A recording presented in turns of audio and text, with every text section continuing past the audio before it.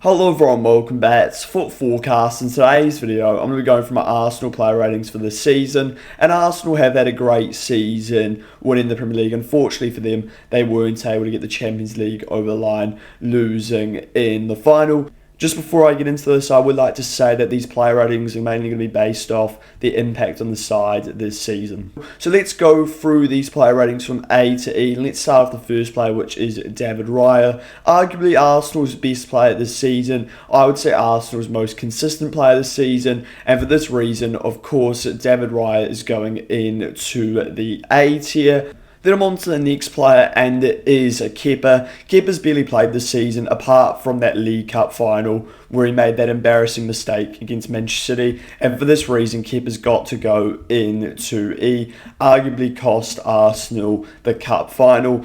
Then I'm on to the right backs, and starting off with Jurrien Timber, being one of the best right backs in the league this season. And for this reason, Jurrien Timber's got to go into A. I think that's completely fair.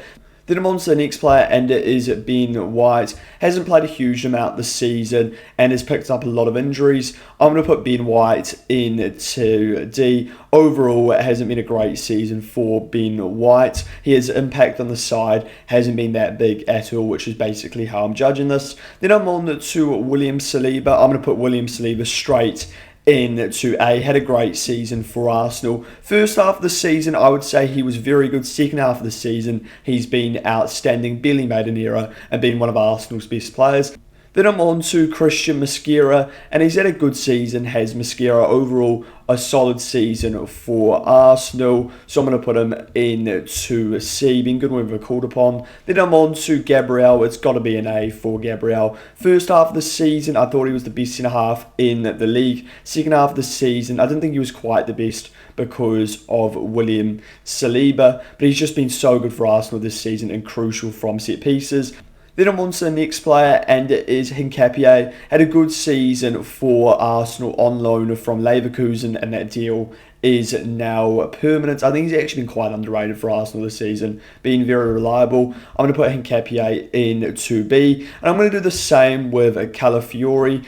First half of the season, I thought Calafiori was brilliant for Arsenal, arguably the best left back in the league. Second half of the season, he hasn't been so good because of injuries, which has resulted in Hincapié starting over Calafiori.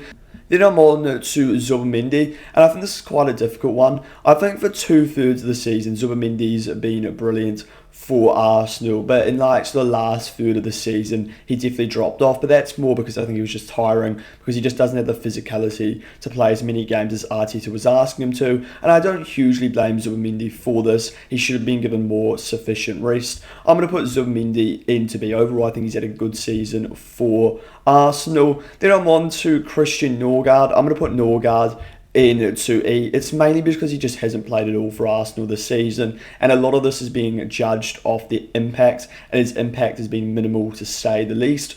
So I think E is fair for Norgard.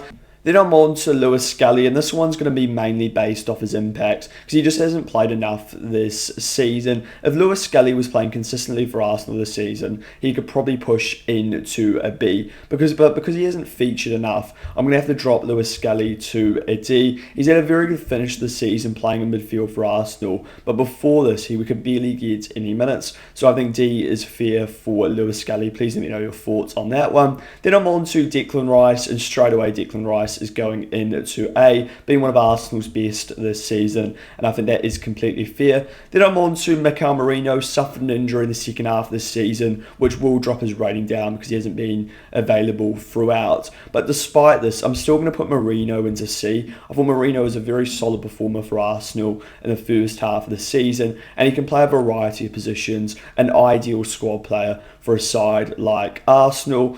Then I'm on to Martin Odegaard, and it's been a difficult season for him. Availability's been a major problem, and for that reason, I'm going to put Odegaard into D. I think he's been alright when he's played, which you could argue is probably a C rating, but because he hasn't consistently played throughout the season, it drops him down to a D, and a lot of the time when he's been available, Eze has started ahead of him.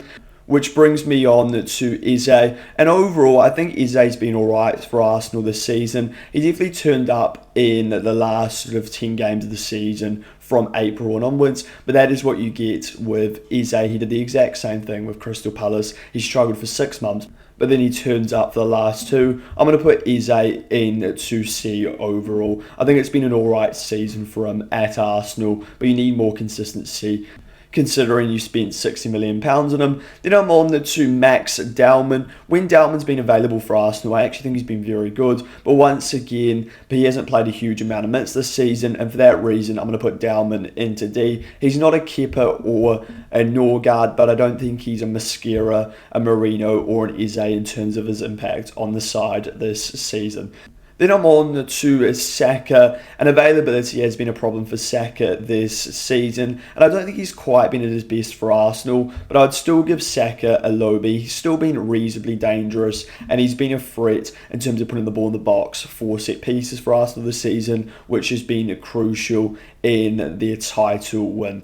Then I'm on to Noni Madueke. I think he's a very average player, is Madueke, and overall, I think he's probably had minimal impact on Arsenal this season. I'm between a D plus and a C minus for Noni Madueke. I think I'm going to settle on a C minus for him.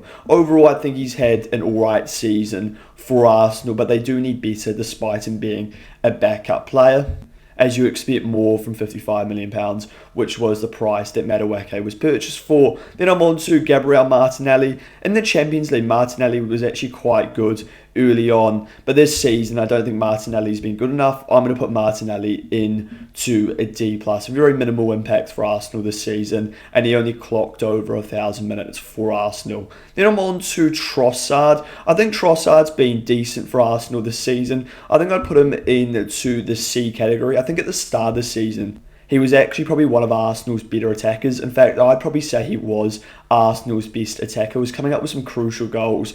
As the season has progressed, he has become less impactful, but I still think a C is fair for Trossard. He's just been an alright squad player for them. Then I'm on to Gabriel Jesus. I'm going to put him into D. Only come up with a couple of goals for Arsenal this season. His impact's been very minimal, and overall it's been a disappointing season from Jesus, and I would be looking to sell him in the summer.